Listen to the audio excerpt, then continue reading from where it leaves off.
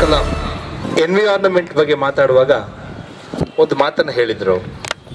ಅವ್ರು ಹೇಳ್ತಾರೆ, once I bought a sparrow, it flew away. Next I bought a squirrel, it ran away. I planted a tree, they both came back. ನಾವು ಪರಿಸರವನ್ನ ಕಾಪಾಡಬೇಕು, ರಕ್ಷಿಸಬೇಕು.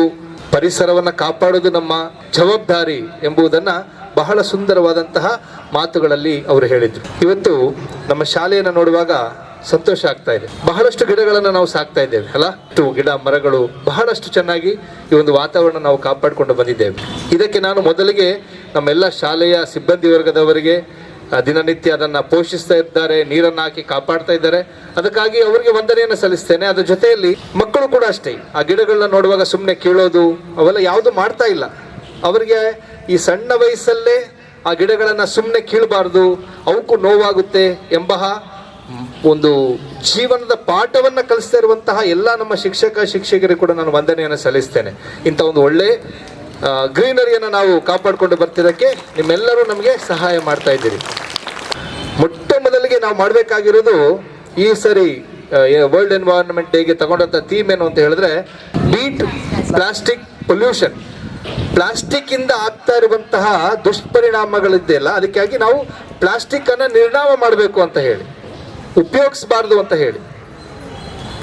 ನಾನು ಕೂಡ ಮೊನ್ನೆ ಹೇಳ್ತಾ ಇದ್ದೆ ನಮ್ಮ ಹುಡುಗರಿಗೆ, ಪೇರೆಂಟ್ಸ್ ಕೂಡ ಇದನ್ನ ಮನಸ್ಸಲ್ಲಿ ಇಟ್ಕೊಳ್ಬೇಕು. ಮಕ್ಕಳಿಗೆ ಊಟ ಕಳಿಸುವಾಗ ಲಂಚ್ ಬ್ಯಾಗಲ್ಲೇ ಕಳಿಸ್ಬೇಕು. ಕೆಲವೊಮ್ಮೆ ಏನಾಗುತ್ತೆ, ಕವರಲ್ಲಿ ತರ್ತಾ ಇದ್ದಾರೆ.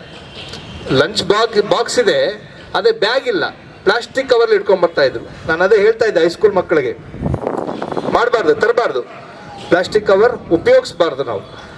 ಮತ್ತೆ ಚಾಕ್ಲೇಟ್ಗಳನ್ನ ತಿಂತೀರಿ, ಈಗ ನಾವು ಚಾಕ್ಲೇಟ್ ಕೊಟ್ಟಿದ್ದೇವೆ, ಅದನ್ನ ಡಸ್ಟ್ಬಿನ್ ಅಲ್ಲೇ ಹಾಕ್ಬೇಕು.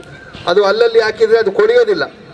ಎಷ್ಟು ಇನ್ನೊಂದು 10 ವರ್ಷ ಬಂದರೂ ಆ ಪೇಪರ್ ಹಂಗೇ ಇರುತ್ತೆ, ಅದೇನು ಕೊಳೆಯೋದಿಲ್ಲ. ಅದು ಇವೆಲ್ಲ ನಮ್ಮ ಜವಾಬ್ದಾರಿಗಳು. ಹಾಗಾಗಿ ಪರಿಸರವನ್ನ ರಕ್ಷಿಸಬೇಕು. ಅಂದ್ರೆ ಪರಿಸರ ದಿನಾಚರಣೆ ಮಾಡುವಾಗ ಒಂದು ಗಿಡವನ್ನ ನೆಟ್ಟಿ ಅದಕ್ಕೆ ನೀರು ಹಾಕಿದ್ರೆ ಮುಗಿಯಲ್ಲ ನಮ್ಮ ಕೆಲಸ. ಇಡೀ ವರ್ಷ ಪೂರ್ತಿ ಆ ಮರಗಳನ್ನಾಗ್ಲಿ ಗಿಡಗಳನ್ನ ಪ್ರೀತಿಸಬೇಕು, ಅದನ್ನ ಸಾಕಬೇಕು. ಇದು ನಮ್ಮೆಲ್ಲರ ಕರ್ತವ್ಯ. ಈ ಜವಾಬ್ದಾರಿಯನ್ನು ಹೊತ್ಕೊಂಡು ನಾವು ನಮ್ಮ ಜೀವನವನ್ನು ಸಾಗಿಸಿದಾಗ ನಾವು ಮತ್ತು ಪರಿಸರ ಎರಡು ಒಟ್ಟೊಟ್ಟಿಗೆ ಜೀವಿಸಲಿಕ್ಕೆ ಸಾಧ್ಯವಾಗುತ್ತೆ.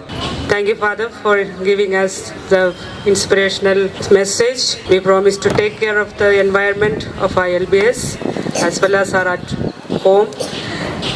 Thank you, dear parents, spending your time with us on this auspicious day.